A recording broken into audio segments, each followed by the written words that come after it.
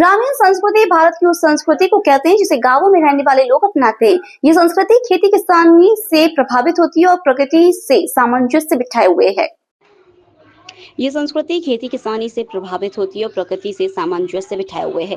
ग्रामीण संस्कृति भारतीय समाज का अहम हिस्सा है।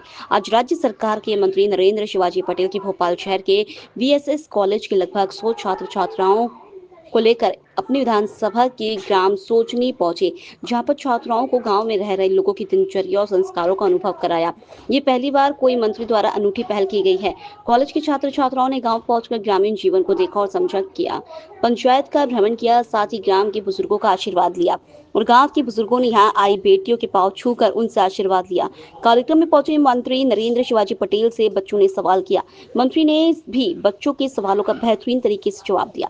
बच्चे गांव का कल्चर देख खुश हुए। बढ़ते शहरी कल्चर और टेक्नोलॉजी युग में आज हमारे युवा और बच्चे ग्रामीण कल्चर को भूलते जा रहे हैं, जबकि कभी इनके बुजुर्ग भी ग्रामीण क्षेत्र रहा करते थे। ऐसे अनुभव और ग्रामीण जीवन से जुड़ी जानकारियां जुटाने भोपाल बीएसएस कॉलेज के छात्र छात्राएं ग्राम सोचनी पहुंचे। यहाँ उन्होंने मां नर्मदा के दर्शन किए, साथ ही ग्राम से जुड़ी हर जानकारी ली। यहाँ बने घरों को देखा और लोक स्वास्थ्य चिकित्सा शिक्षा राज्य मंत्री से सवाल जवाब किए। कॉलेज की छात्राओं ने ग्रामीण जनों से और गांव की महिलाओं से बात की, अपनी संस्कृति के बारे में जाने। आज भी गांव में किस तरह से जीवन यापन होता है और यहाँ लोगों में कितना प्रेम है, यह देख छात्र छात्राएं अभिभूत हुए। इसे कार्यक्रम आयोजित होते रहे और शहर के बच्चे ग्रामीण जीवन को समझे, देखें और अपनी संस्कृति से जुड़े। इसके लिए आगे भी ऐसे डेलीगेशन लाने की बात मंत्री नरेंद्र शिवाजी पटेल के छात्र छात्राओं संग नीचे बैठकर खाना खाया। तकरीबन 100 से ज्यादा छात्र छात्राएं इस डेलीगेशन में अपने टीचर्स संग आए। मंत्री नरेंद्र शिवाजी पटेल ने छात्र छात्राओं को संबोधित करते हुए कहा कि कृषि और ऋषि परंपरा की विरासत संस्कृति का प्रवाह रचती है, जिससे भारतीय आत्मा आलोकित हो, भारतीय साहित्य के स्वरूप को जीवन बना देती है। हमारी ग्रामीण कृषि आधारित उत्सव शोभित परंपरा ही है, जो होली, दिवाली, नवरात्र, दशहरा, रक्षाबंधन जैसे त्योहार आज भी हमारे ग्रामों में पूरे संस्कारों से मनाए जाते हैं। रेत चोरों की बात कर रहा हूँ। ये रेत के जो चोर हैं, ये चोर जो है वो गड़बड़, क्योंकि अपने पास न इतना पुलिस बल है न इतना, क्योंकि उनको यहाँ लगा देंगे। हमें तो दूसरी समस्याएं समाज में चलते रहती, भांति भांति की समस्याएं। तो पुलिस बल को, प्रशासन को कई जगह जाना पड़ता है और प्रशासन एक बार आता है और कार्रवाई करता है, वो एक आध दो दिन रहते हैं तो फिर जाते हैं।